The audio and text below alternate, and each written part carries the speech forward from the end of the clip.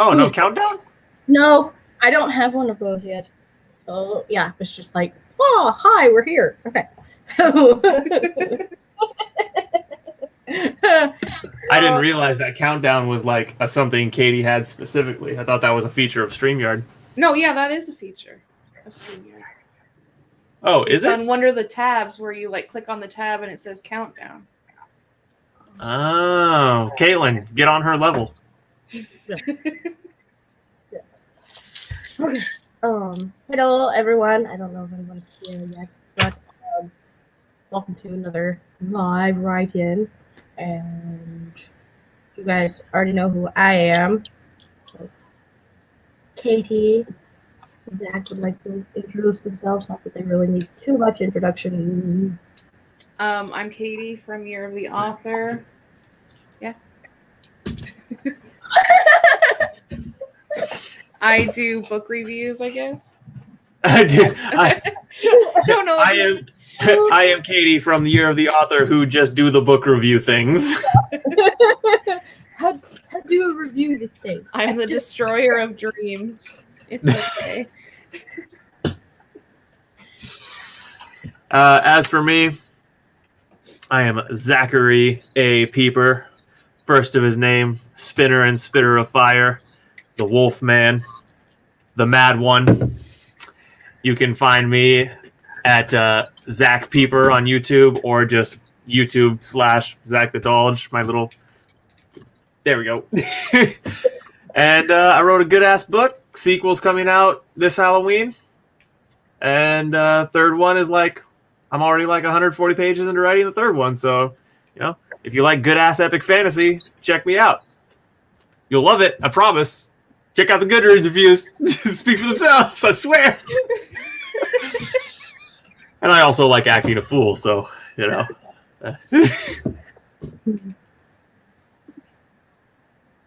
Hey, Nat. Hello, Nat.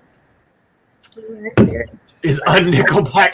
Yeah, I was working out at the gym, so I got back and had to shower, and so yeah, my hair is wet because I never wear a shower cap. I just rinse my hair out every shower. Yeah. All right. So oh man, are we gonna wait until like the half-hour mark to do our first sprint, or what's the agenda? Whatever Cait wants to do. Matt says it will be read Nickelback shortly. Show. Well, we were talking about doing sort of a mixture between what we did on the live on Saturday and what we do normally here on write-ins. So we wanted to do like a discussion topic of some sort and talk about that.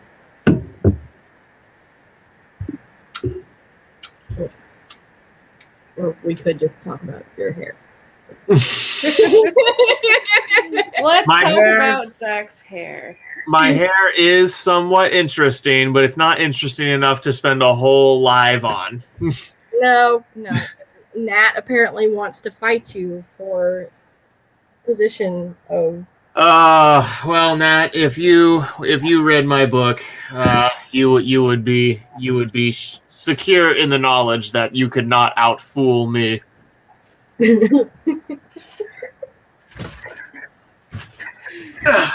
Everything goes back to the book. Because it's literally like it is me. I poured everything I am onto the page in book 1 and 2 and then now 3. It's all in there. And also, I just want people to read it. Call me crazy. I'm that author that wants people to read his work. Ah! Well, I mean, isn't that the whole point of why we do this in the first place? Sorry, Caitlin, I couldn't hear a thing you said. I said, isn't that the whole point of why we do this in the first place? Well, yeah, I mean, ideally. I mean, you would think. Ideally. You would think. But some of these people out here, and I think that would probably be a good topic to talk about, is writer's anxiety a real thing? I think, well, yeah, you can have anxiety over anything. Any anxiety is a real thing. It just depends on how you deal with it and whether or not you're, addressing it like a mature, reasonable person, or whether you let your anxiety control you, which is something, don't get me wrong, I'm not knocking people with anxiety. I'm very familiar with being controlled by my anxiety.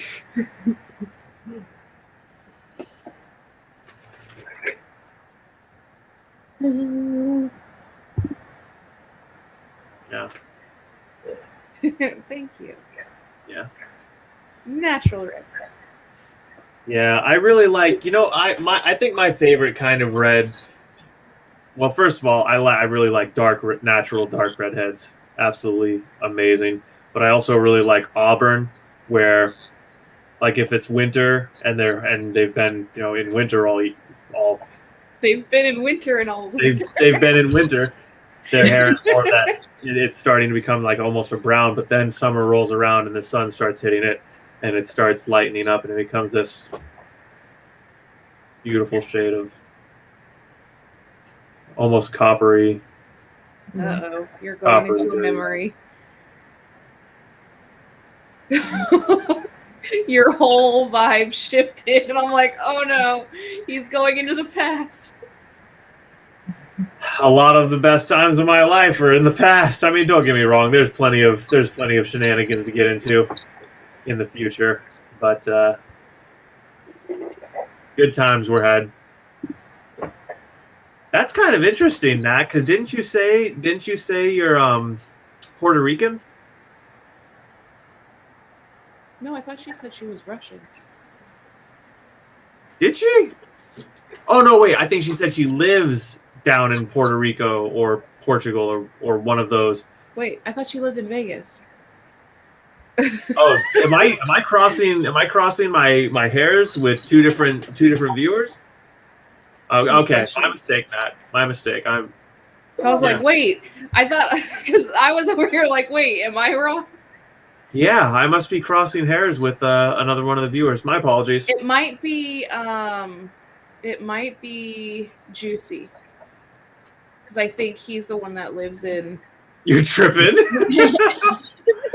I wish. I haven't gotten high on anything other than THC in a minute. I'm trying to stay clean for the most part. Does the body good? It really and it, I gotta protect my gains. That is extremely important. What? Protect my gains. What'd you say, Cait? Cait, you can't turn away from your mic and mumble. I wasn't mumbling. Mm.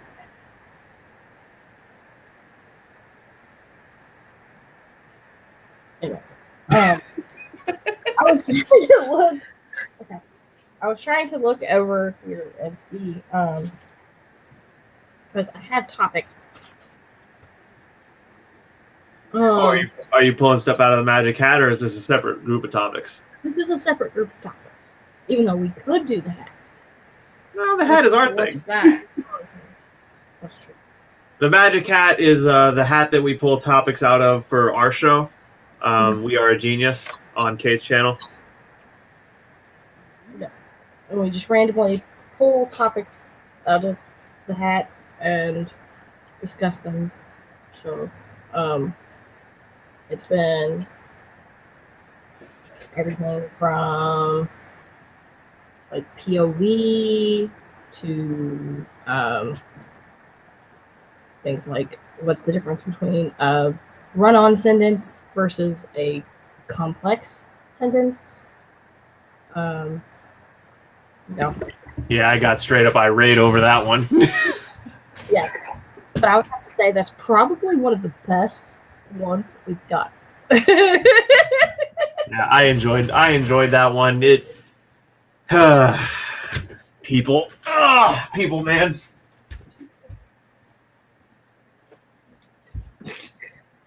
Got so annoyed he walked off camera. No, I got some. I have some. So on the bottom of my skull mug, there was there was like a barcode sticker, and I set it down on my desk here, and now there's like that because I peeled the sticker off, so now there's like that Sticky stuff. goo, and so I'm just getting some rubbing alcohol and a rag to wipe it off.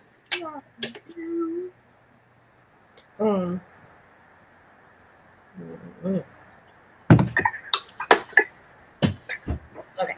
Yep, comes right off. So, yeah. Oh yeah, that's the good stuff. Now your brain is clean. Oh, well. Might as well do my keyboard, my mouse while I got this fucking alcohol on here. Nat just said, I write in third person like 90% of the time.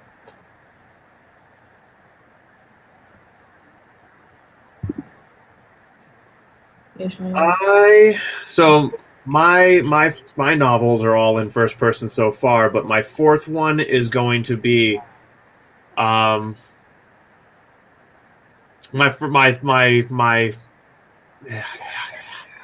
sorry, brain just log jam. My fourth one is probably going to be a blend between second and third person.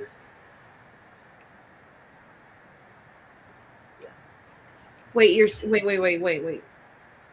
What did you say? Your second is going to be in second? No, my fourth. My fourth is going to be a blend between second and third person. I can't stand second POV. Like, have you read the book You? Yes, I loved it. I fucking hated that book. You. That POV, it's literally like nails on a chalkboard. Like, Ever. I could not get into it. It was slow and boring. It's like the lamest POV around. No, or maybe I just haven't read a good representation of it. I don't know. Well, I'm there's a very good reason why I'm going to be writing it that way, and I can't give it away because it's a huge spoiler. Let me guess. It's from Daldge. No, it's it. The fourth one, the trilogy that the Garden Saga is a contained thing. So it's going to be these 3 books, and then I'm moving on to other stories.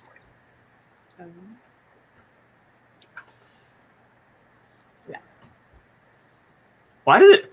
Okay, does anyone else? I think it might just be a trick of the light, but it looks like there's like some white crud on my mustache right there. What the fuck is that? It's the light. It's definitely the light. What the fuck? There we go. That's better. Yeah, because it was like down here too. Yeah. It's just like the dip of your chin and lip. What is this? First person is harder in sci-fi because of the massive amount of world building.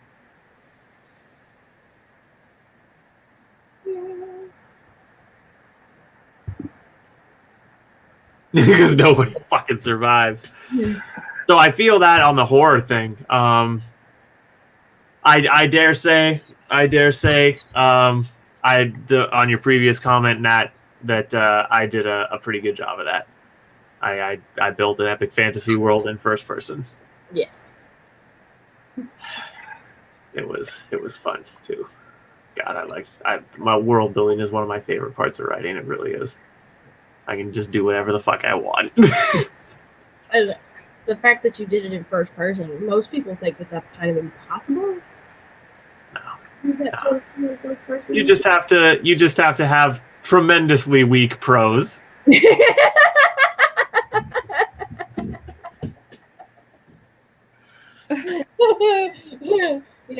you have to sound like a man.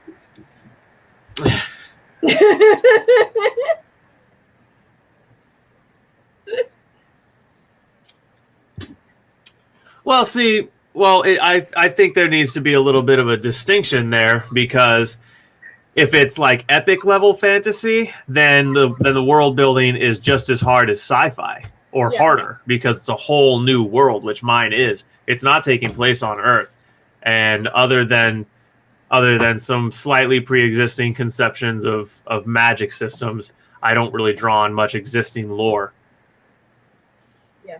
Plus, now I agree with that, Nat. The romance thing, absolutely, because romance is by nature very personal, and so first person lends itself to romance very well. I 100% agree on that note. See, I don't know how I feel about first person, because as a writer, I feel like when I would write in first person, it feels too personal. Like, since I'm doing like I or me, it's like I am not the character, but when I write it, it feels like too close. So I typically stick to third person because of that. Well, I hear what you're saying on that one, and I don't know. I when I try to write something in first person that the character isn't like a direct mirror reflection of me, I'll get back to you on that one. Well, I mean, being able to write in first person as other people is not that difficult, really. It just, it's just one of those things where you have to find a way to put yourself in somebody else's shoes. Right. It's a practice in empathy. Yeah. It's a practice in your ability to empathize, is what it really is. Yeah. That's why I think you can tell a lot about a writer by reading their work, even if it's not nonfiction, even if it's not an autobiography. Just, can they write other humans well? Yeah. Because if they can't, the person might be a bit of a dick. Or at least have no sense of empathy. Or, have some kind of emotional bankruptcy. Yeah.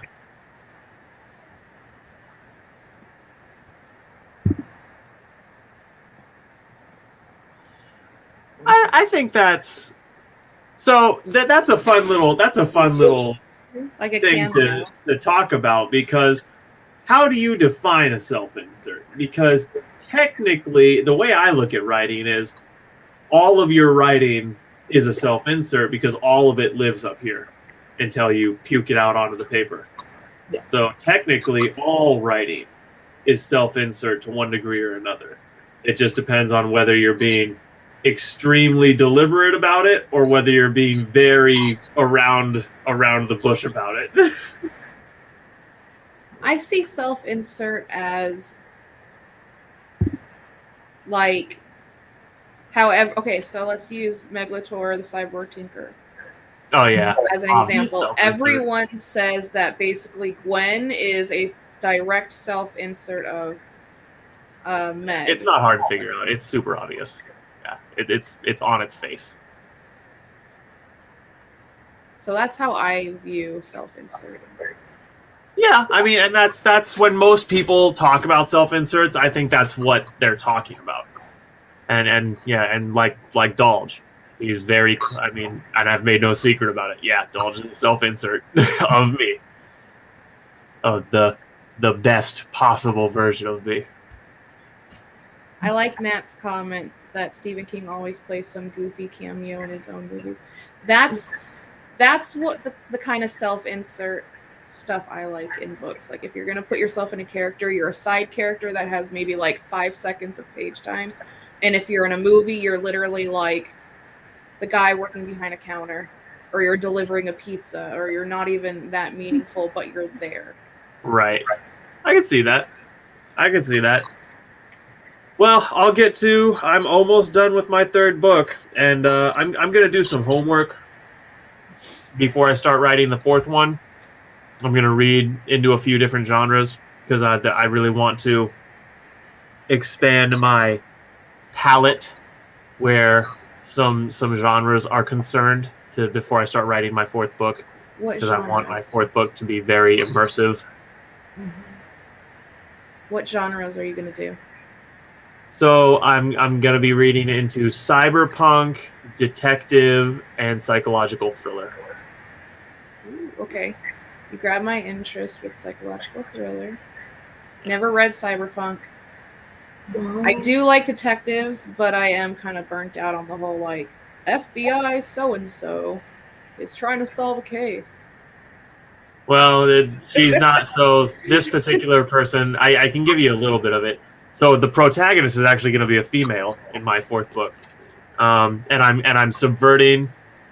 Do I want? That Yeah, makes me think about our last conversation about men writing female characters. And someone commented like she breast like what was it? Something with like she walked into the room with her breasts first or something like that. And I'm like, well, I mean, if you're walking in good if a woman is walking in good posture and she has anything bigger than like a B cup, her breasts do enter the room first, because you should have your shoulders pulled back and therefore your chest is gonna be in front. So yes, women enter the room tits first. But it wasn't phrased like that. It was like funnier. It was like, no, I get it. I get you. I can't even remember how it was phrased, but it was hilarious. So it's from a female's character's point of view. Well, actually, so no. So I gotta dance around the spoiler here, Shit, but this is the second point of view. So the book, the protagonist is a female, but the POV that the narrator is not, and I can't go into too much detail because again it spoils. But yeah, the protagonist of my fourth book is a female, and I'm subverting, the wife in the freezer trope or the girl in the freezer trope. I'm subverting that, and it's going to be the guy in the freezer. That's the trope where... Shit, I'm blanking. I know what it is because I've heard this before. What? No. I think that's a different one. Where like they were dead all along in a room and just weren't... Okay. Wait. Do men enter rooms dick first? I guess. Did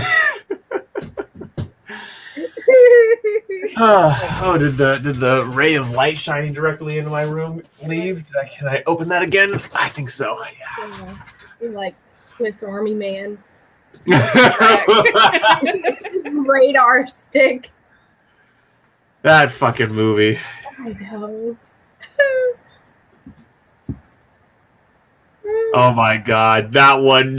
If you wrote that, I would have to give you a standing ovation for that one. Just for the literary originality of it. That would be hilarious. He entered the room, his bulge almost rupturing the seam of his pants, his balls dangling freely beneath his jeans. A true alpha male. You can take that verbatim if you wish. You don't even have to credit me. I feel like would it be anywhere near as distracting as it was watching Labyrinth as a kid? I hear people talk about David Bowie's Labyrinth bulge, and I still have not seen that movie. It's not all that great. I haven't seen it. I know people who would straight up fight you over that. You say you haven't seen it, but you say it's no. I haven't seen it in forever. I remember seeing it, and when I saw it, I was like, I don't understand the fascination with this. I just don't. Because like I remember, I can't remember all of it, but I remember the Goblin King gets the baby, and I was just like, he should just sacrifice the baby and then just keep her there in the little labyrinth. Well, because the entire story, it's based in symbolism. So you have to, get the idea of what, symbolism is trying to use in order to understand it. And pretty much what the whole story was about was the fact that she was having to grow up. So I like the story. Never-ending Story was pretty good. I actually liked all three. I think there was three, right? I haven't seen Neverending Story since I was a kid, so I don't even Yeah, remember anything. I'm pretty sure there were three. You know what a good original movie was? I think it could have been executed a little better, but it was really the mysticism quality of it was really good, and the concept was pretty cool. Was Warriors of Virtue with the kangaroo men and Never heard of the it. alternate reality? Yeah, Warriors of Virtue was pretty cool as a concept, and I even think the execution was pretty good. Very heavy on symbolism in that one too, and if you want to switch gears and talk animated movies, can we talk about how Page Master traumatized a generation? yes. I think that was Macaulay Culkin, right? And like the books came alive. There was like a Frankenstein, a pirate, and like I think a fairy. Yeah. Okay. I didn't know it was Macaulay Culkin, but yeah, that's the one. Okay, he did the voice. Yep, and yeah, Page Master fucked me up. I was like, as a kid, man, I was like, oh, this is downright surreal horror. See, I don't. You know what? Another good animated movie. Oh god, now I'm going down memory lane. But Troll in Central Park. Troll in Central Park was pretty good. Vaguely remember that. Yep. Do you guys remember Fern Gully? Yes. Oh, fucking love. I'm Batty. I fucking love the Fern Gully movies. Hexus was a downright terrifying concept to me as a kid, and I legitimately gained a new appreciation for nature. That movie accomplished its goal with me. Mm-hmm. I genuinely looked at nature with a whole new sense of awe after that movie, and I still hold on to that sense of awe. I don't know about just save the trees. What the message really is save the ecosystem. Mm-hmm. Yeah. Yeah. That one was another one that was very heavy in symbolism too. I personally, I might sound like a little bit of like an eco nut on this one, but I would really support federal legislation that American companies could no longer keep buying land in the Amazon and cutting it down. That shit pisses me off. No, McDonald's, you don't need another 100 acres to fucking farm more cattle. Well, because the thing is like in the next 100 or so years, everything's going to be bought up. There are going to be no more trees, and then what? Right. Well, like, no one thinks long term. I don't know about that, because if you actually look at the data on it, there's more trees now than there was 100 years ago, and the actual number of just raw trees has been holding pretty steady because of conservation efforts and laws that the government has put in place, where if you log, you have to replant and stuff like that. So those are good, but the problem is they usually only replant one type of tree, so biodiversity is a problem, and those laws are only here. There's no laws to protect the Amazon, which is one of the most diverse ecosystems in the world, if not the most diverse, and it really, like, we need to preserve it because we're still studying it. For all we know, the cure for like dozens of modern diseases are in that forest somewhere. We're just destroying it because we're fucking stupid. And think of all the animals or bugs or anything living that hasn't been discovered yet that could possibly be almost extinct, and just killing their home. It's like, bye-bye, we don't even know you exist. Yeah, and like I said, we're only hurting ourselves, because what we could potentially learn from them is, potentially infinitely useful to us.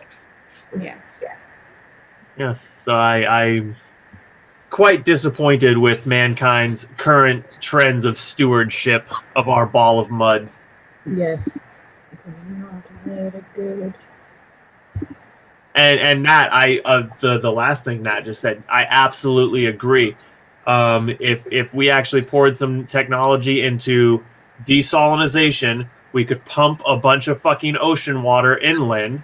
That would help with the sea rising problem, and we could create marshlands in previous desert land and create new forests. And global warming would be a concern of the past. But no, God forbid we fucking make some nuclear desalinization plants. Yeah.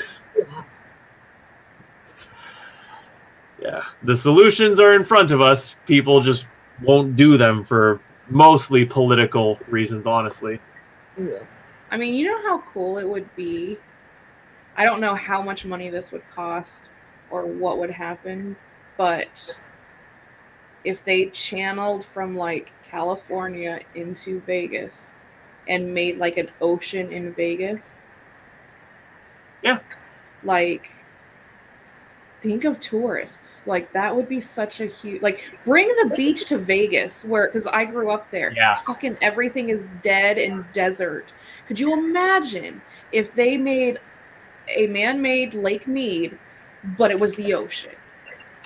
So what you just said makes me think of the Panama Canal. Okay, I'm pulling up a map right now. The Panama Canal is perhaps the most famous project kind of describing what you're talking about, where we just dug out many, many hundreds of thousands, I think millions of tons of dirt to connect the Caribbean Sea and the Pacific. And so there's a precedent for this kind of thing. We know it can be done. And so what is stopping the government other than lack of political will and loving bitching about global warming without actually doing anything? What is stopping the government from, say, starting at Los Angeles and digging 2 trenches from the ocean all the way to Vegas and Phoenix? The desert water problem is solved. The ecosystem now gets to flourish around those canals, and it would revolutionize shipping too, which would be a huge boon for the economy. Oh, that's right. Politicians don't actually like solving problems. Got it. They'll just put more rules and not legislators. What's the word where like you can't do this? Like how out here in Oregon, Astoria used to be a very big fishing town, and then they made it so like you aren't allowed to do any of that shit. So basically the town is like dead because no one could work. They'd put laws into place so you couldn't do anything, but you have water. Yeah. Yeah, it's government mismanagement and overreach, and what I most hate is when they make policies based on the science, and it's actually a bunch of fucking moron bureaucrats and a few stupid politicians that have no understanding of the science or any science at all, because they were fucking passed along through college because daddy just so happens to be rich out of his mind, and they're the people making decisions for us. Fucking pathetic. Yeah. But yeah, what you said, Nat. My dad's house in Arizona, we actually have some pomegranate bushes. I actually have some pomegranates in my fridge right now.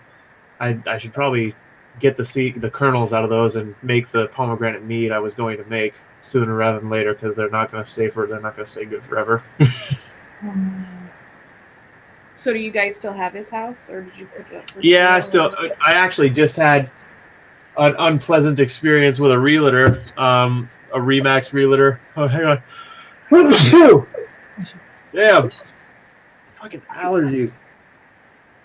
Yeah, this Remax realtor. I'm putting her on blast because fuck her, Monica Walker, I think her name is. She fucking contacted me with a probate. When my thing went through the probate court, her office was notified of it because they have feelers out for that kind of stuff. She sent me a letter saying, "Hey, your dad's estate is being probated. Would you like us to, sell the things?" And I ended up contacting her and was like, "Yeah, okay, let's work together." And then after she takes a week to get out there to walk the property. Then she has her partner walk it, and a week after the walk, I email them and be like, hey, what's going on? Why haven't I heard from you? And they're like, oh yeah, we decided we're not to work with you. Bye. Like, you couldn't fucking email me that, you piece of shit. So yeah, Remax Realty, Monica Walker, Phoenix metro area. Fuck that bitch. That's not really Not good business practices. Oh, yeah, professional at all. No. Oh my goodness.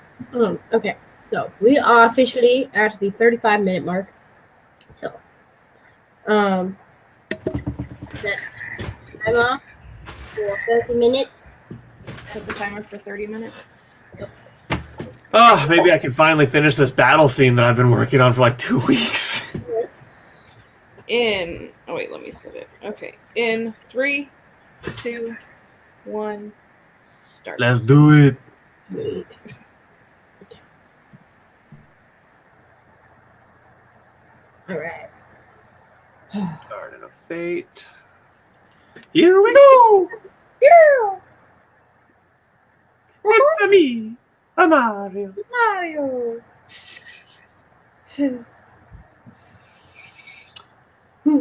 Yeah, I can officially start going by COVID Cait now. Just kidding.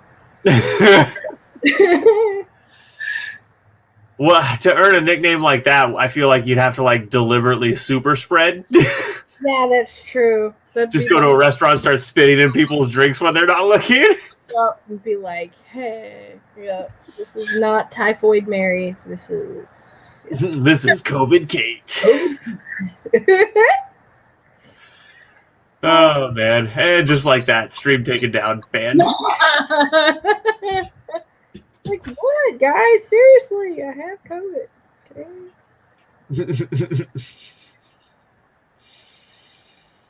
No.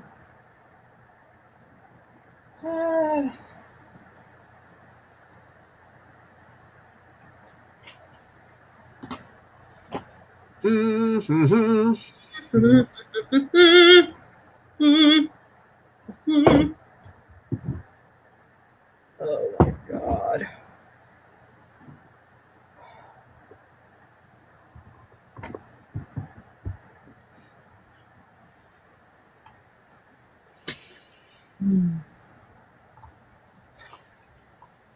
Yep.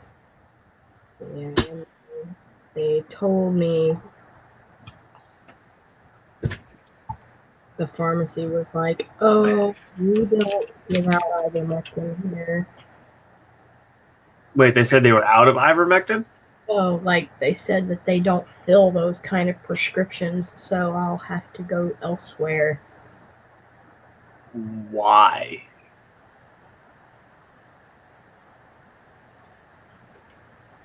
Yeah. We don't fill prescriptions for therapeutics that actually help with COVID. Right, yeah. Wow. Yeah, so dumb.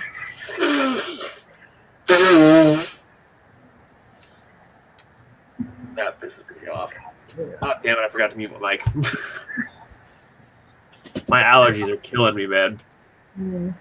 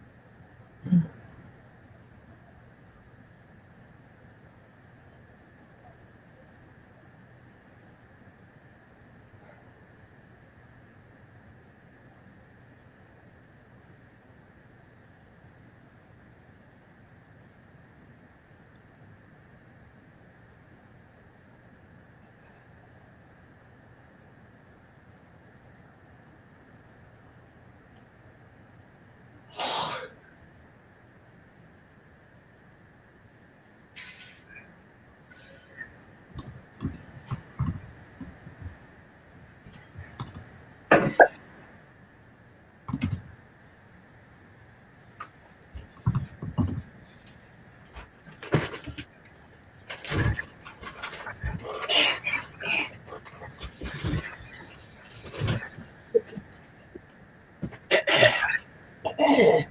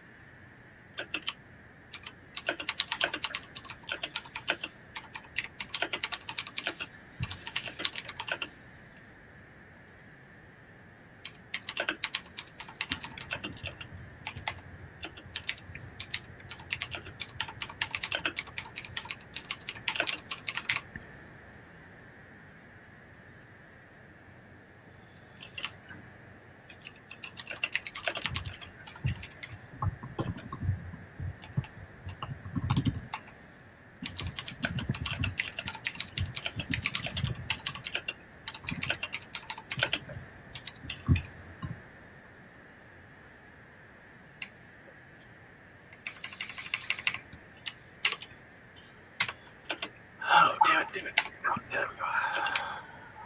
God. I wish I was a better typist. Ooh.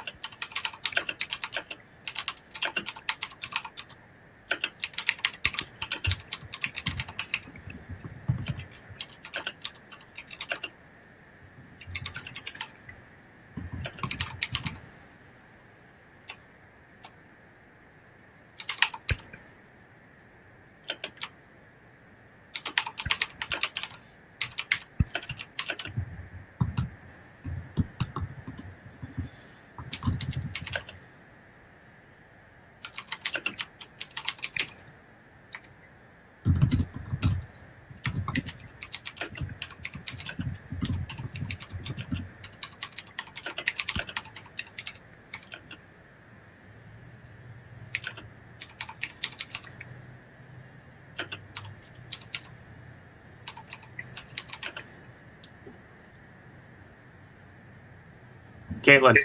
Mm. Valkyrie. Valkyrie. Valkyrie. Thank you. God, well.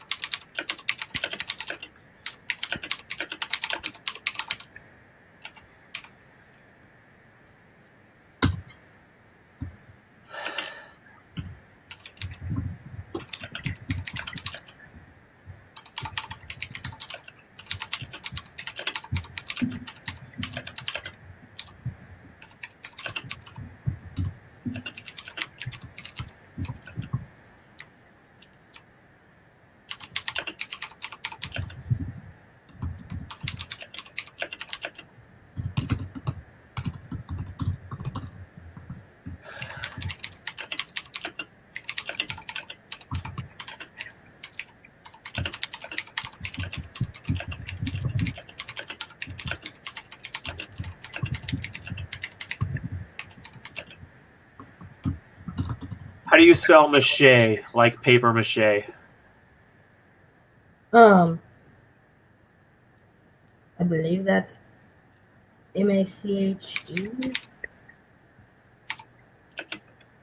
I wonder if paper mache is one word.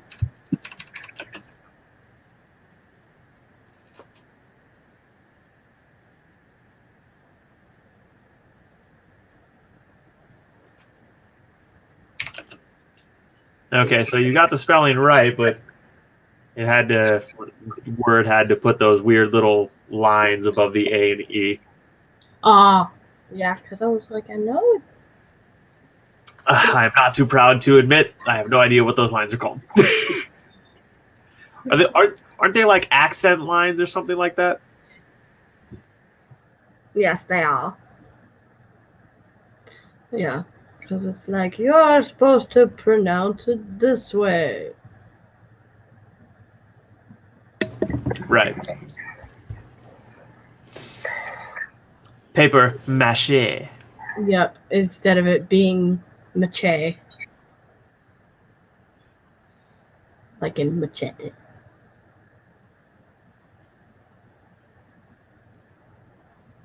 Yep. But people pronouncing it machete is actually wrong.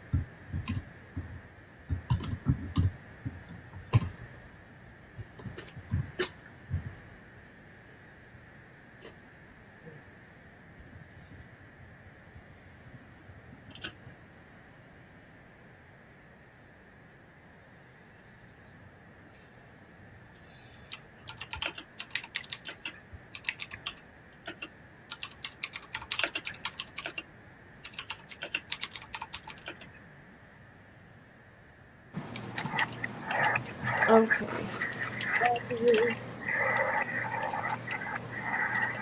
How much did you guys get done?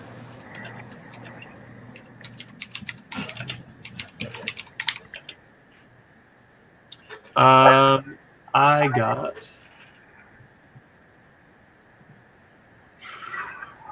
about 2 pages. Oh, nice. I got another 1,133 words. Nice.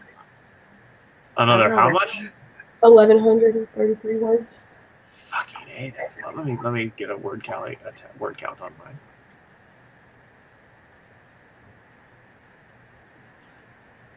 Do review word count. Yeah, I got 625. I wrote a poem. That's like 7 lines. It's like in 30 minutes. But I wrote something. Hey man, I've legitimately heard of poets that like spend all day working on a poem and it's only like, a page. Yeah. It's not common. Yeah. I mean, shit. I don't know. Well, no, actually, that would be a lie. Most of my poetry is pretty off the cuff, from the heart, right in the moment, and then I do a little bit of editing. Nat got a shitload done. Nice. Nice. Your count but must have been over 1,000. Was 10 minutes long. Seen the phone call dialogue and answered. Yep, those are taken huge space for sure. I'm finally wrapping up my battle scene, so that's nice. Oh, does everyone die? I mean, the casualties on both sides are immense, but no one in the main cast dies. Do they get hurt? Well, I mean, Dolge started the battle horribly flogged and half starving to death, but he's also flexing some new powers that he recently acquired. So he's kind of like, it's kind of like that scene in a lot of movies or books where the main protagonist just gained this really awesome ability and he's just flexing it. And then He's like peacocking. Yeah, kind of. Look what I can do. I can rip this person apart. I mean, he literally can with one claw. He has gained a tremendously powerful little ability. But when you said he was like flogged and then he was starving, right? Yeah. I immediately thought he's just hangry. He's like, I need food, and you pissed me off, and now everyone's gonna suffer. Oh yeah, he dead ass. So I'll just tell you, because I mean it's not like anyone's watching that's gonna go blast forth the plot for my 3rd book, and I'm not that popular anyways. So he was put on the whipping post the night before for rebellious behavior, and when the people running the camp when the people running the mine came for him in the morning and said, "Are you done?" And he was like, "Do you really think a little bit of whipping is going to make me comply?" And they're like, "Okay, we're just going to have to kill you then." So they march him to this vertical mine shaft where they push people off to kill him. And Dolge gives his little speech, and then when the guard tries to prod him with the spear to knock him into the hole, Dolge just snatches it up and whips the dude into the hole, and then we get to have a nice riot. It just made me think of like, please, sir, can I have another? Or can I have some more? And then he just keeps getting whipped, and he's like, you hit like a bitch. Well, canonically, Dolge has a tremendous pain tolerance, so which is, again, accurate to real life. So, okay, see, I agree with Nat's last comment.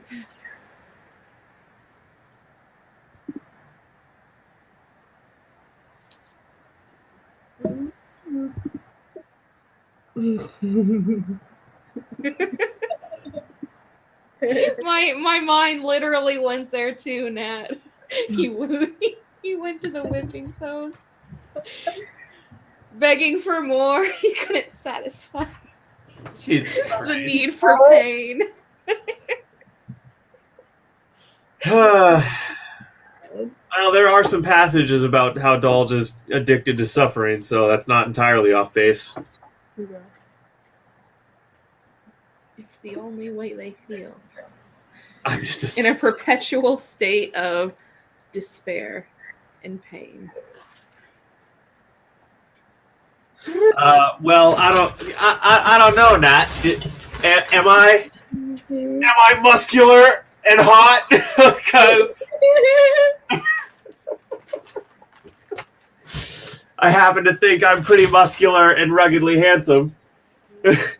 And he was wearing, so he was basically wearing some like cotton pants that used to be pants, but were now like shredded from, wear and tear, and so it would be around his knees in tatters. So, yep, the classic prisoner getting whipped on the post in little to no clothes, masculine character, all muscles glistening, sweat and blood dripping down. Yes, very. I don't describe all of that in graphic detail, but I mean, if you use your imagination, man, it's right there on the page. It's implied.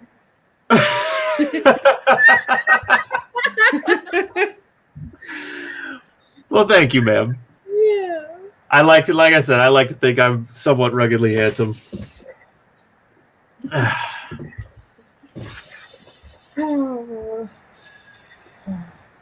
So, Katie, do you want to read us your poem?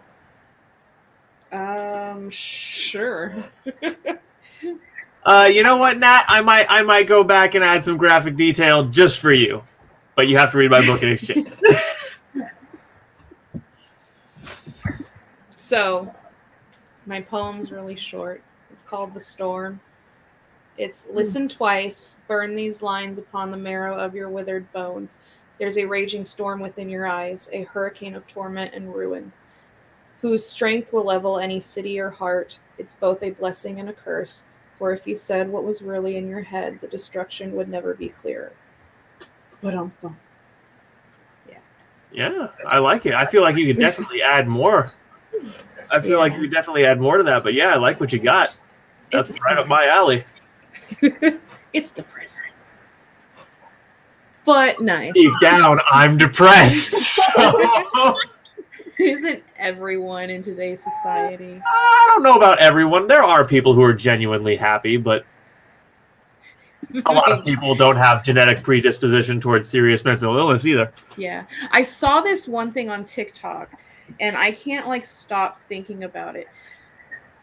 In psychology, and I have to look this up, they pulled up this thing and they highlighted a bunch of stuff, and they basically said that people who are actually depressed are more intelligent because they see the world for what it is, and people who are happy, they're more likely to not see the world how it really is, and they're more optimistic because of that, and that's what leads them to being happy. And if you're depressed and you see the world for what it is, it's like your brain knows too much and it wants to destroy itself. So that's why there's the suicide rate. And I was like, ever since I saw that, I'm like, that's deep. Because I never looked at it like that. Yeah, there's a growing body of research that's existed for a long time that positively correlates intelligence with mental illness of various stripes. And I love talking about this. I saw a documentary when I was in high school called, I think it was something to the effect of Touched with Fire or Touched with Flame. And it was a documentary where they went back and did a bunch of research on really famous people throughout history. Thank you. And basically, they made a really compelling case study argument, case by case, that pretty much all of the most intelligent inventors, artists, all the most revolutionary thinkers have all been batshit crazy. Yeah. I mean, look at just poets. There's Edgar Allan Poe, Emily Dickinson, Sylvia Plath. Oh God, what's her name? They all killed themselves, and all their shit was super fucking depressing. But then again, it was Yeah. pretty. And so, well, see, and even guys like Da Vinci and Shakespeare, who aren't seen as these more dark artist types, even if you look at the hard facts we have about their lives, and you look at some context clues, there's even really compelling cases for them being very seriously mentally ill in one vein or another. And yeah, it repeats throughout history. Well, Da Vinci's problem was he had he had a proclivity to procrastinate. Don't we all? I got that really bad myself. It's like, And that's- why do it now when you can do it tomorrow? And tomorrow never comes. Well, yeah. It just goes by a different name. But like the thing about Da Vinci was the reason why it took him 20-something years to finish the Mona Lisa was because he kept getting other ideas and just basically getting artistic ADHD and being like, oh, well, this sounds like a really cool thing to do. So I'm going to go to, the south of France and invent spiral staircases instead of finish this painting because why not? Or hey, I want to do this. He was the OG ADHD dude. Right, yeah. And then he finally finishes the Mona Lisa and doesn't even give it to the person who commissioned it 20 years prior because he was like, well, I've lived with her for so long. I can't be parted with her. Sorry. I do want to somewhat object to the statement that he invented the spiral staircase. He may have invented it in the form people typically think about them, but spiral staircases up castle towers existed long before Da Vinci was alive. Yeah. Like the stone? Yeah, like stone staircases up castle towers, yeah. So he merely took an existing design and modified it to be a freestanding column rather than built into the stone of the castle. Yeah, because it wasn't something that was interior before. Right. Yeah. And that's what he did. He was like, wouldn't it be cool if... Yeah. Wouldn't it be cool if you could go in a circle in the middle of your house with nothing else around it? Exactly. Yeah. All the way up to the attic? Well, because Charlemagne wanted something that would be unique to any other ruler's abode of any kind. Like, I want something no one else has. And so Da Vinci... That was a common thing among royals. I want the thing that no one else has because I'm special. Right, yeah. So Da Vinci was like, oh, just the thing. We'll put this in the middle of the castle. Because nobody... Oh, jeez. Through finishing this paper. Yeah. What about you, Cait? What did you write? I was writing, I was doing some developmental edits for my book, and so I'm typing some of the stuff that I made adjustments for into the computer. Nice. I will never understand why you insist on writing it pen and paper and then typing it. Well, I don't know. I don't know. It just it flows better. Whatever Wait, works, what do you- man. Yeah. What do you mean? Like you're writing the actual story in like a notebook and then you type it up? Yes. See, I do that too.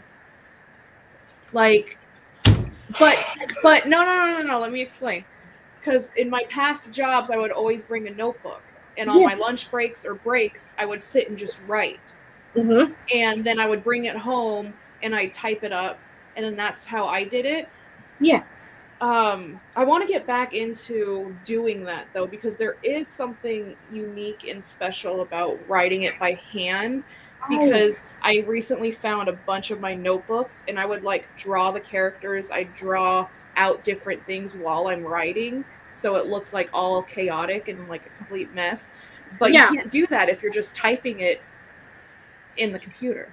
Yeah, exactly. And I mean, my nephew, he says that my notebooks either look like a mad scientist or a psychopath.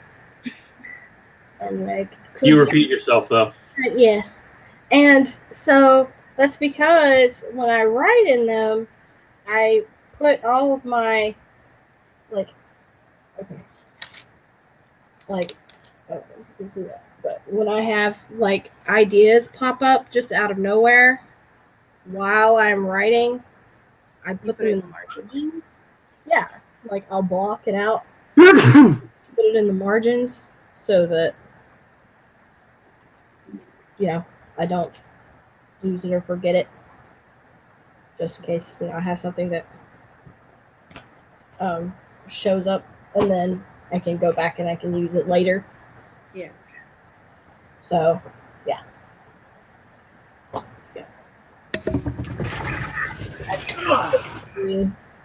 Zack's like, I will show you mine, and it's just like a crumpled up piece of paper. Oh no! I was just turning my ear purifier up, but I've got to.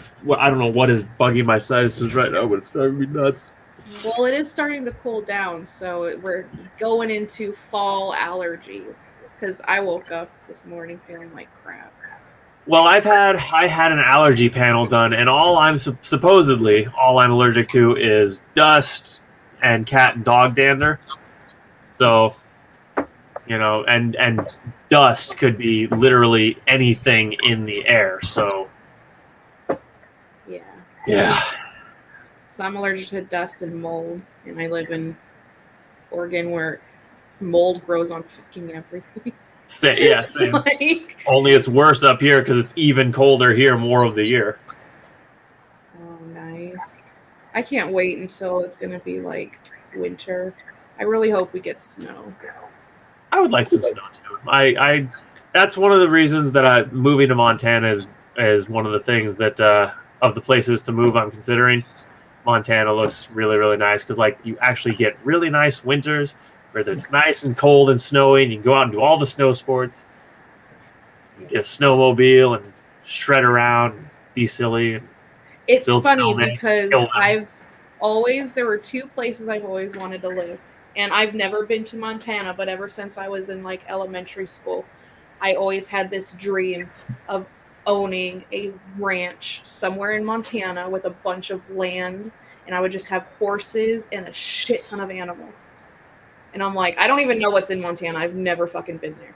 I wanted that, or I wanted Seattle. But now that dream just fucking crashed. Fuck Seattle. Seattle is literally a shit infested hellhole. Because like when I moved out here, my friend Amanda came out and we drove to Seattle and we went down to Pike Place because during that time I was still working at Starbucks and I wanted to see the very first Starbucks. Yeah. And I was like, this place is nice, but then I was just like, the traffic, no. The parking, no. And it's only gotten worse. Yeah. And then no. So that I don't even want to live here in Portland anymore. I'm like, I need to move somewhere else. Yeah, the thing about the animals, I hear that. I want to make a new breed of canine. I want to breed golden retrievers with wolves, and a few other dog breeds with wolves too, and make some cool crossbreeds. Like a wolf or a wolf or a wolf's or whatever sized golden retriever. I mean, yeah, essentially. Yeah.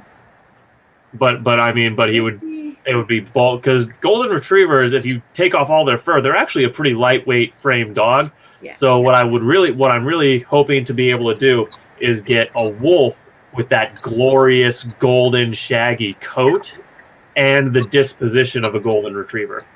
And so how you have does this tie in with your book? Because I have a feeling there's going to be some tie-in with your story. Is Dulce a giant golden retriever?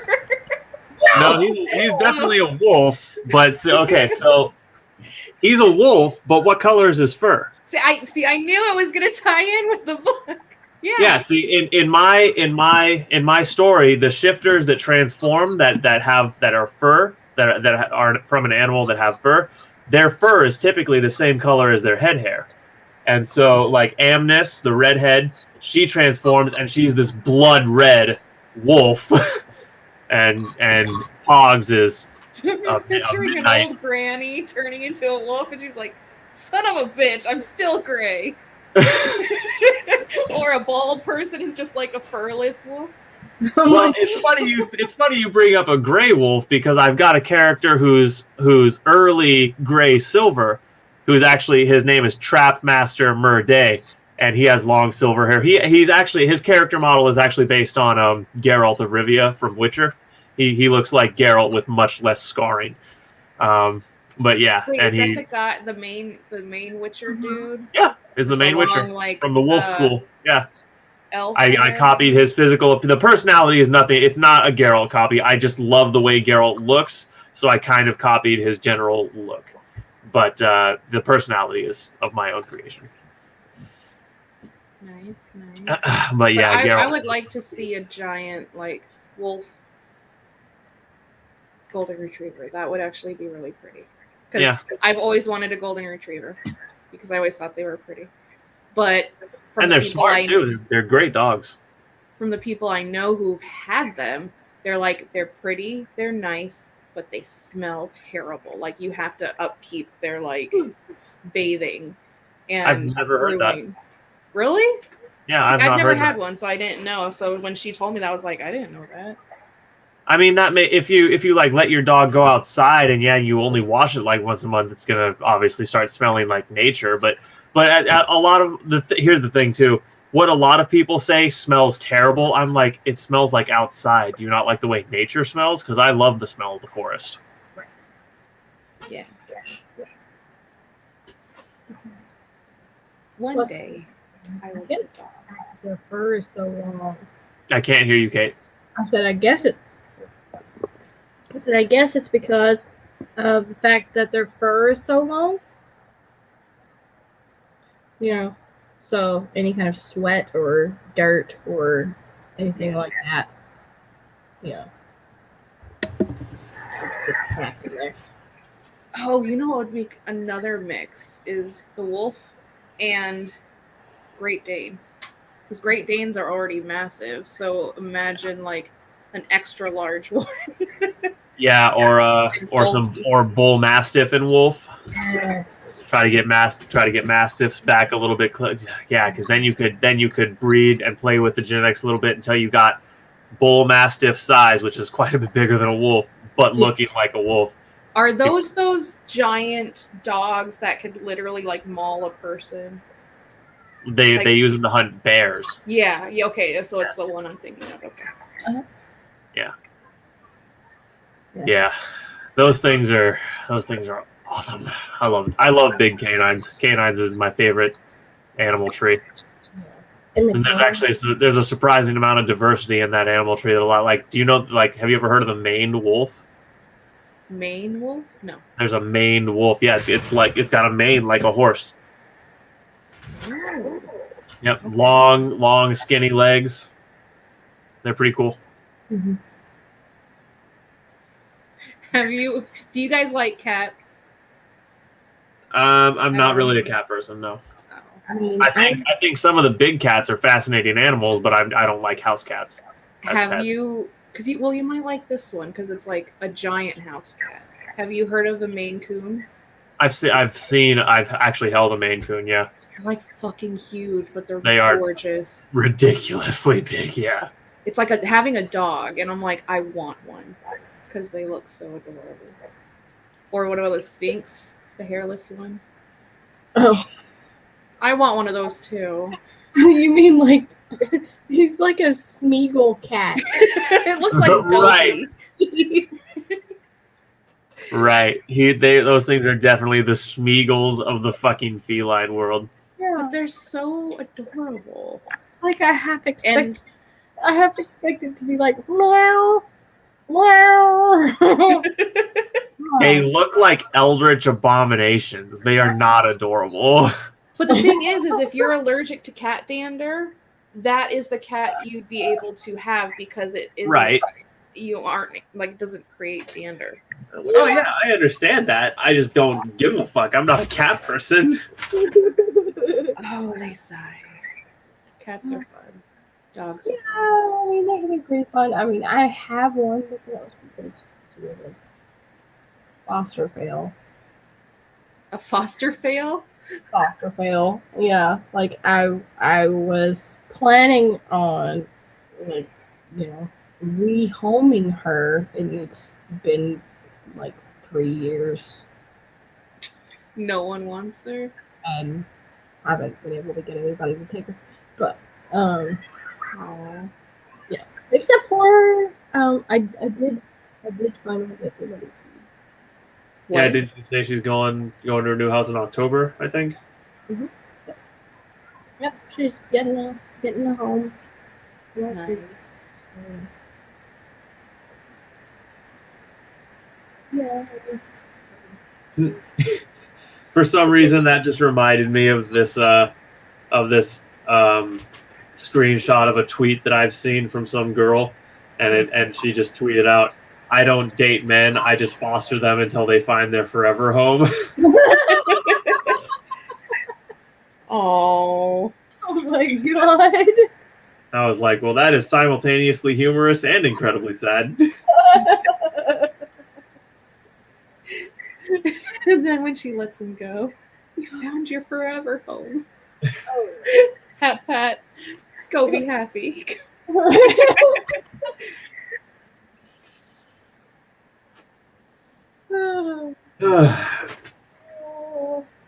Well, do we want to pick up with another line of conversation, or do another sprint, or are we gonna close it out soon? Well, I mean, we can. I don't even know if Matt is still here. We can do another sprint if you guys want to. I don't mind either way. That's a good question. Is Nat still here? I don't Nat, know. are you still with us? She said she's done the notebook to computer too. Yeah. Yeah, that was the last thing she said about 10 minutes ago. Yeah. Oh, we should have announced sooner that the weekend thing is going to be on my channel next week, or this week. Excuse me. Nat's here. Here. Okay. So do you want to announce that it's going to be on your channel Saturday? I am smoking weed, of course.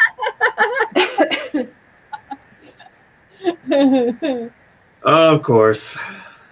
Good old classic Nat. Yeah. But the nighttime Saturday live is going to be on my channel next week. So if you're not already subbed, definitely go sub, or at least set a reminder, write down a little note on your desk, whatever it takes to be there. Yep, 7 p.m. Yep, 7 p.m. Pacific time. time. And then you're 2 hours ahead, so 9 p.m. Cait's time? Central 9 time? p.m. 9 p.m. Mountain time, yeah. And that would make it 10 Eastern time. Yeah. And that's all I'm giving you. So if you're someone from Germany, you're going to have to figure it out for yourself. Right. Just start listing. If you're in London, it's this. Exactly. There's an app, and in fact, I don't know if my current clock app has that, but on my old phone, the clock app had that, like a world clock. Yeah. Yeah. Yeah, because I do actually. Let's see here. Hold on. Yep. Yeah. So, because right now, because London is 6 hours ahead. Yeah, so it's already dark for them. Yeah. Yep. It's like. And I know Australia is, I think, a full day ahead of us. Yes, they are. Yeah. Japan too, I think, right? Okay. They're far enough east. Yep. Did you guys hear that? I heard some like whining for a moment. Yeah. Okay, because there are kids outside, and they're Oh. like screaming their heads off. And I'm Yes. like, they literally sound like they're being murdered in Murdered. their backyard. I was at work yesterday, and I work at LA Fitness, and now we can do another sprint. I'm just gonna finish this story really quick. So anyway, just really quick, I was at LA Fitness, and they have the kids club thing there where you can drop off your kids while you work out. And I was talking with one of my friends who's the coworker who was attending it. Well, I would say friend, my coworker. Anyways, moral of the story: these two brothers were in the daycare, and they were roughhousing, and it was just hilarious to watch. Young boys roughhousing with each other can just be one of the funniest fucking things you've ever seen. Or that video you sent me of that boy who hit his brother in the head with the ball. Yeah. I love how he did the superhero. He was like, and then it was a direct hit, and I was like, that kid is going places. He all does like a fucking Arnold pose with it, and then just chucks it at his brother. Direct hit, dead center. Oh god, it was so fucking funny. Like the wind up for them. The wind up was pristine. It was one of the funniest damn things I've ever seen. I was legitimately laughing at that for like 15 minutes, watching it over, just on loop. Oh god, that video. Okay, but did the kid cry? The video cut out like right after the ball impact, so we don't know. Yeah, I assume the parent got up to enact swift justice against the one child. Even though I will have to say though, if I were the parent, it would be very difficult for me not to laugh. Laugh. Oh yeah, I would probably. The way I would probably handle that is after I was done laughing to tears, I would be like, okay, now stand against the wall. Your brother gets to fucking peg you with the ball one time, because that's fair. That's probably how I would handle that. Yes. Oh my god. God, I keep picturing it.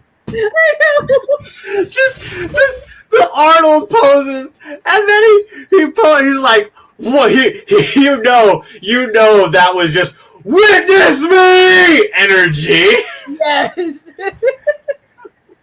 That kid was like, "For Valhalla!"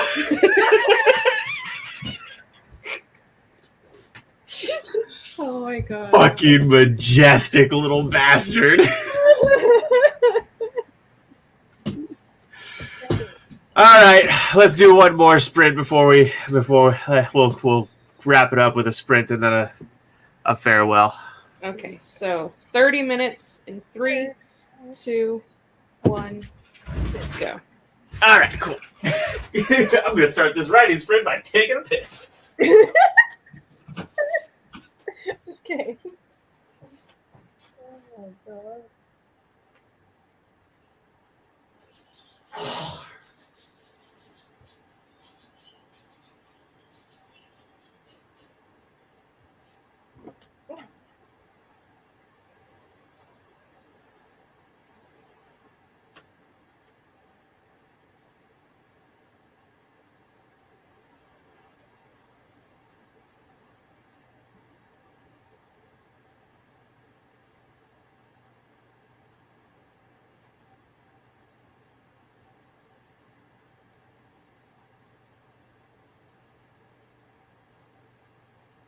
Okay.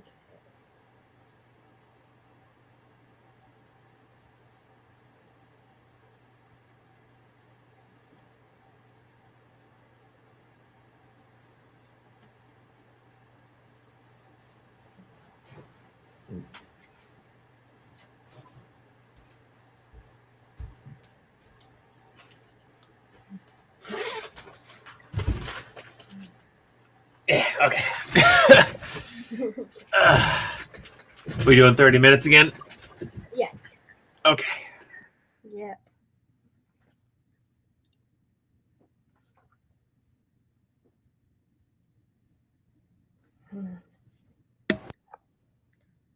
Oh man.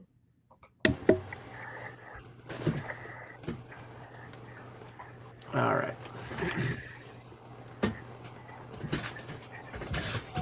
They figured out how I was gonna get my prescription. Oh yeah, you found a pharmacy that has it? Yeah. Yeah. Good. Good. Joel had to go all the way out yonder.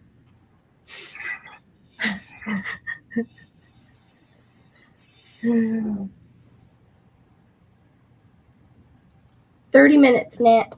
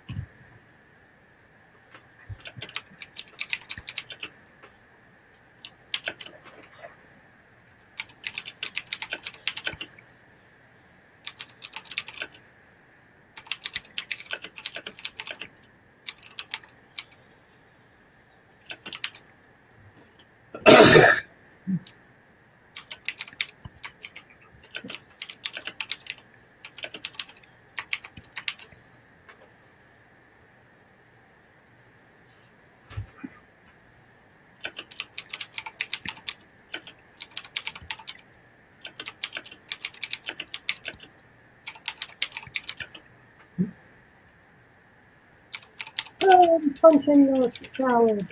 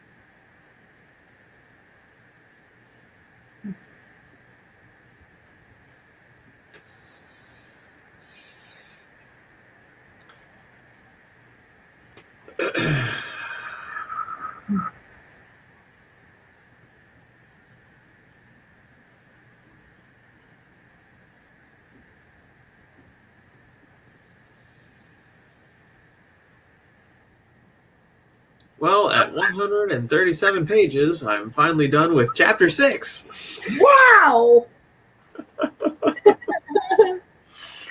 You're like, you're like, yes, chapter 6 is 137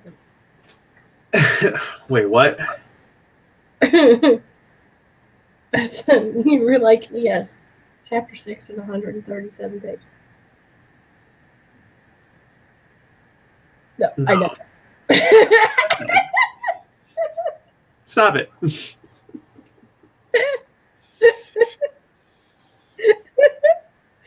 like it's the longest chapter in history. I don't know, but technically, aren't there novels that exist where there are no chapters? It's just the book. Yeah. Yeah, and so technically, wouldn't that be a one chapter novel? Yeah, I guess yeah. Yeah. Still. Yeah, you just like being silly. How much time we got left? You got 13 minutes.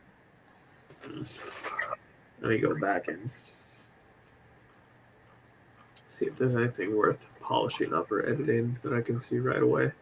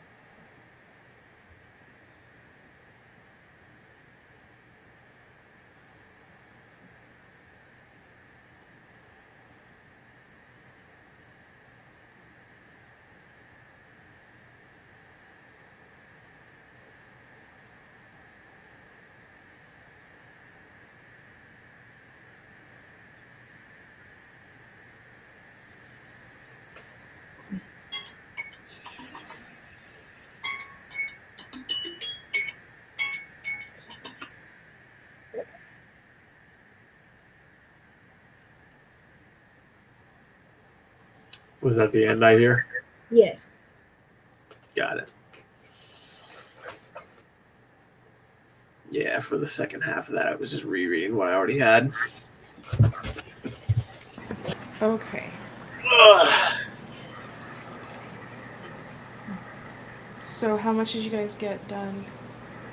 I finished my chapter. Nice.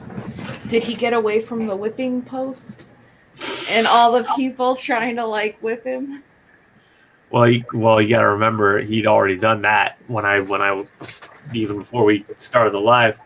The battle is over now. Did he make it out without a scratch, or did he get wounded? I mean, he wasn't wounded from the battle, but he was pretty beaten senseless from being on the post. Where's Nat? We need her. Did you get more editing done, Cait? Yes, I did. Nice. Ugh. Ugh. Man, I feel tired today. Mm. Maybe you're run down. Maybe. You just need to crash for the next like 12 hours. Maybe I need to have some gamer fuel and level up. Yes, eat it with your. Make sure you eat it with your nose. You gotta eat your gamer fuel with your nose. It's better that way. I decided. Okay, I don't understand. You will, Katie. She should. She watched the video with us.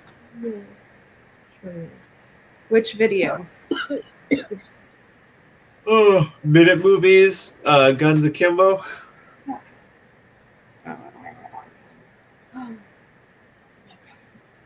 Killing us, Smalls.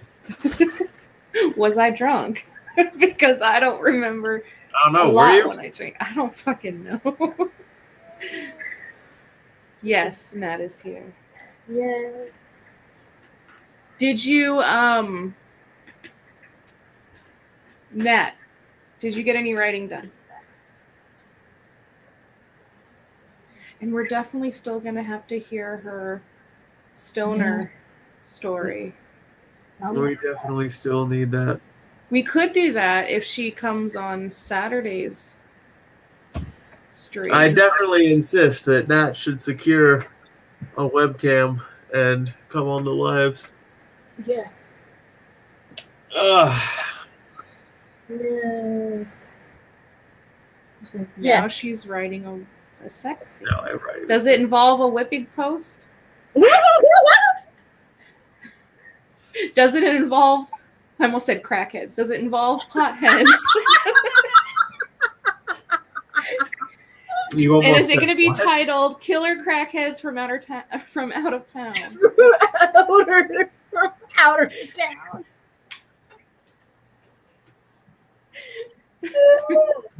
Killer crackheads from my ass. Oh, my No whipping, but there is some. Oh. Oh. Sounds like my kind of sex scene.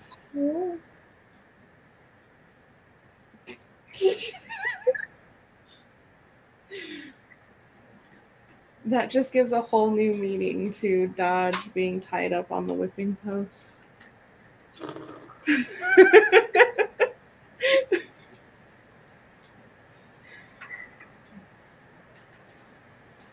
What can I say, man?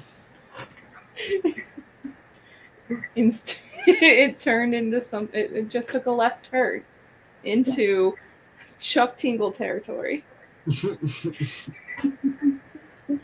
Wonder how old Chuck Tingle is. I don't know. Yeah. Like, what if...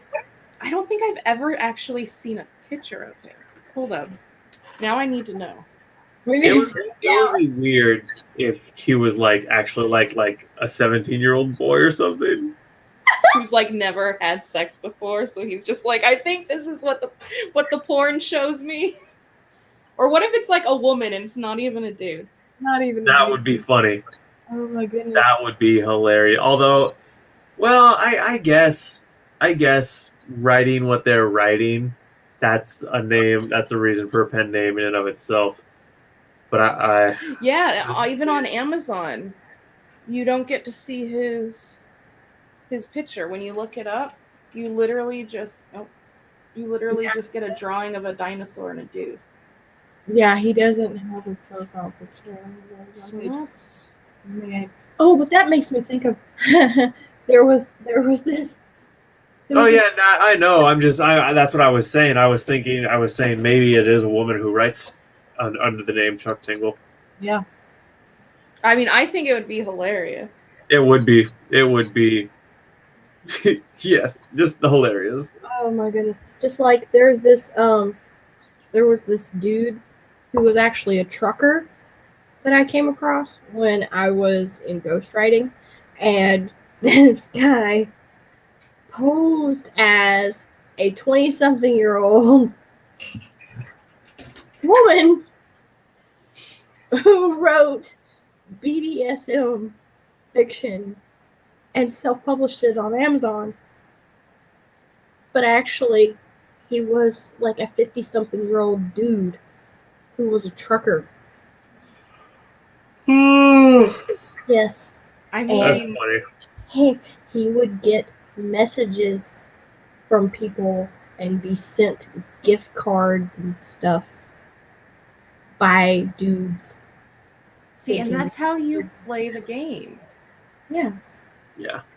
There was a famous case of this Japanese dude who was doing that same thing, but like in mass. Like he was posing as this like 18-year-old girl online, and he had like dozens of dudes simping for him. He was making bang. My God. Yeah. What if Chuck Tingle is like a grandma? She's just like 86, senile, and she's just like, her dementia-riddled brain is just like, yeah, sure, that dinosaur and man, they go together, and really we're just like, who would write this stuff? That would be an interesting twist. That would definitely be one of those stranger than fiction type things where it's like, man, you couldn't write this. This is just too absurd. Oh, A grandma whose husband has passed has severe dementia and starts writing absurdist gay porn to pass the time.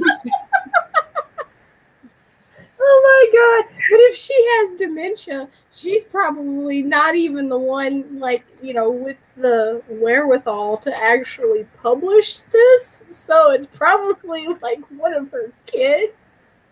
It's like her grandchild. Yes. This is a funny story, Grandma. Let's publish it. That would be. Look how many If books it came you out sold. that was the case, I would just die laughing. That would be amazing. Yeah, so we need to do an investigation and find out. Someone needs to send that the clip of us talking about this to Chuck Tingle somehow.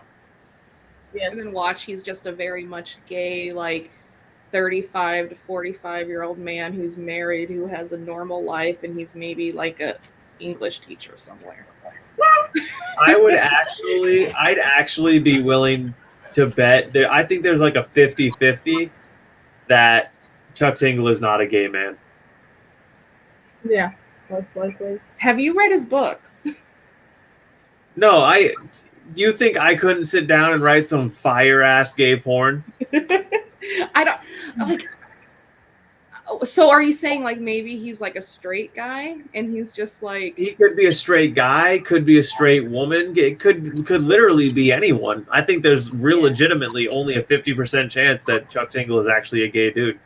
Yeah. or what if there's multiple Chuck Tingles? Because if you look at his backlog of writing, there is man on man, there's woman on woman, there's species on human, like there's a little bit of everything. And I don't know, Gay porn isn't easy to write, FYI. Well, Nat, as someone who's intimately familiar with male anatomy and and has a pretty good grasp of writing as a craft, I dare say I think I could tackle it. Are we gonna have to have a write-off between me, Zach, Nat, and Cait? If you like writing smut, we Yeah. can have a write-off. Yes. Who can write the best gay? And we can invite the potato. Bite the potato? Bite the potato. Oh, invite the potato. I haven't talked to her in like forever. No, wait, no, she came on in the comments. Well, I asked her if she wanted to come on, didn't I? And then she just didn't respond to that. Yeah, she's probably not trying to do that. I mean, I wouldn't mind having her on. This is really funny.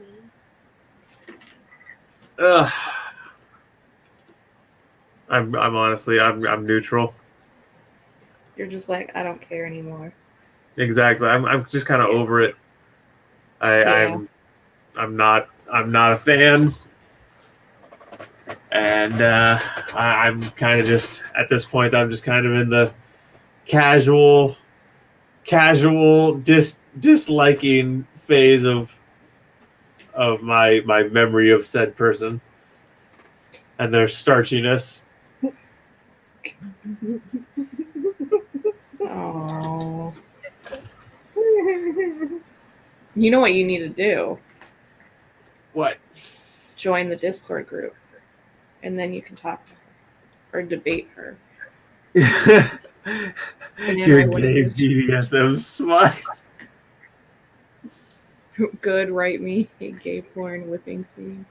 Then I wouldn't do it. What person are we talking about? Amanda. Potato is me and Caitlin's pet name for Amanda. It's not mine because that's weird. I'm a bitch, but I'm not a fucking bitch. Well, so here's my thing. It's not that I have anything personal against Amanda, right? It's just you guys clash. That's part of it. But my biggest thing is she came at me with trying to act like my work is bad, and it's unquestionably good. It's objectively high quality literature. There's no ifs, ands, or buts about it. You might not like it, might not be your taste. That's fine. But there's no measuring stick you can use to say my work is bad. And she was trying to argue that it was, and that pisses me off. Yeah, Nat, I'm pretty sure you were there on the stream where I debated Amanda, I think. That was like how long ago? That was like, I think that was almost 4 or 5 months ago now, at least. More, maybe. Yeah, because I remember Lisa was there, like everyone in the 5 was there, I think. Yep. And Cait was in the comments. Yeah. And I came loaded.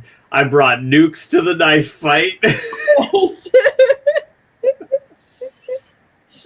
It's fine, Nat. It's not really a much. I don't think Amanda's going to make an appearance again anyways. Like I said, it's no secret that I'm not fond of the person. Again, nothing personal. Just I have a feeling she just thought the stream was boring. Or that. Like, I vaguely remember, she would go off and just start reading the comments while someone's trying to, like, talk. And I'm like, what's going on? This is so awkward.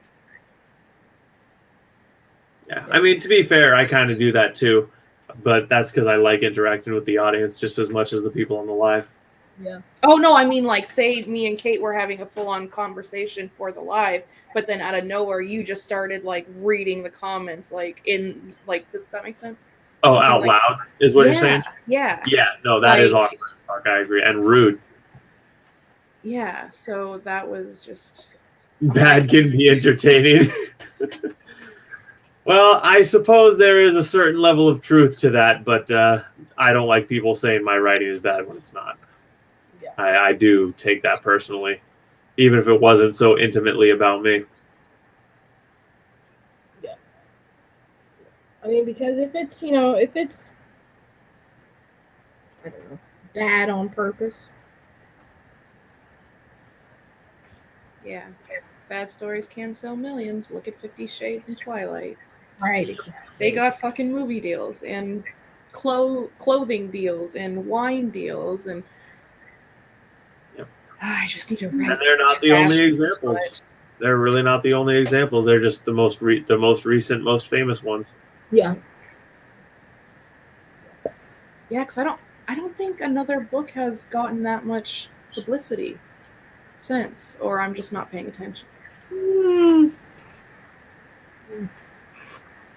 Yeah, I think that's fair.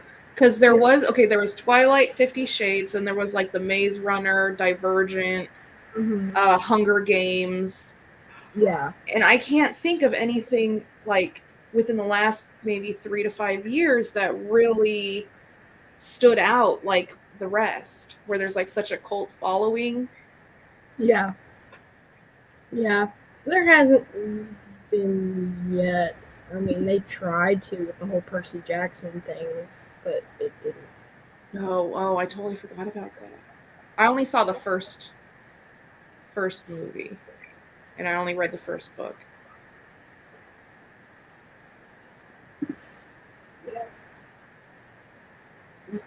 The point is, you have to finish both of them. Now, what if, just for like curiosity's sake, what if you wrote a book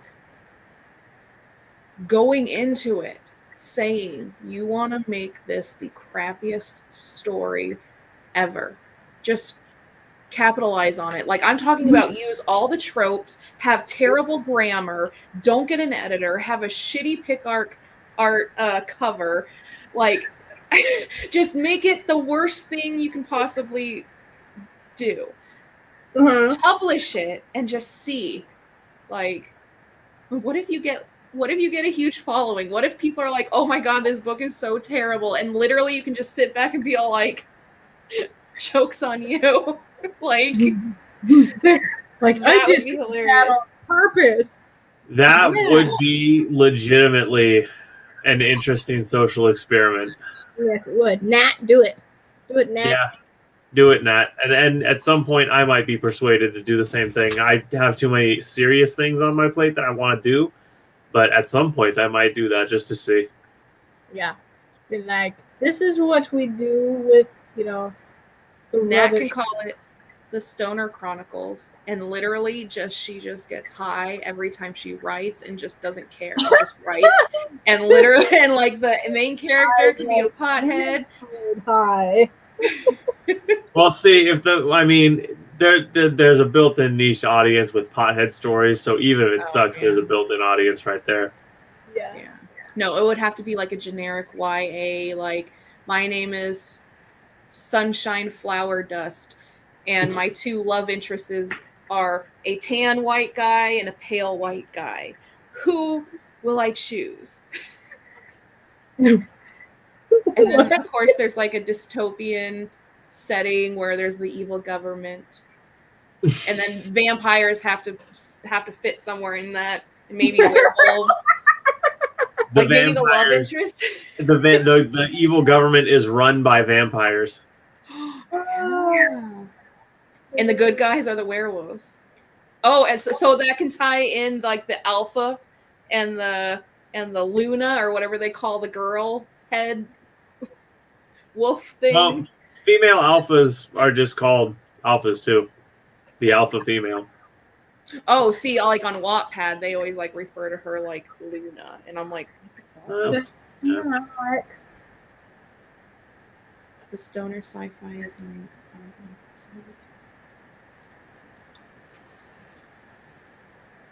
Oh man, I am so hungry. Well, we can end this if you want to go get food. Well, yeah, I was talking about ending it shortly after the sprint, anyways. But yeah, I'm legitimately like, all I've had today is pre-workout before my workout, and then I got home and I had a protein shake, which was just, it's just almond milk and protein. So I'm legitimately pretty damn hungry. All right. Well, we will bring this to a close, and next Wednesday we're doing this on Cait's channel. And this weekend, we're going to be late night on Zach's channel. Yeah. Yes. Yeah. He Are we fixed going his to- stuff. Are we gonna add you to the rotation for the write-ins too? I'd say let's hold off on making that an official thing until I for sure know what my work schedule is going to look like, but possibly. All right. So we will see you guys next week. Thank you so much for showing up, Nat, and hugs and thanks back to you. Yes. Bye.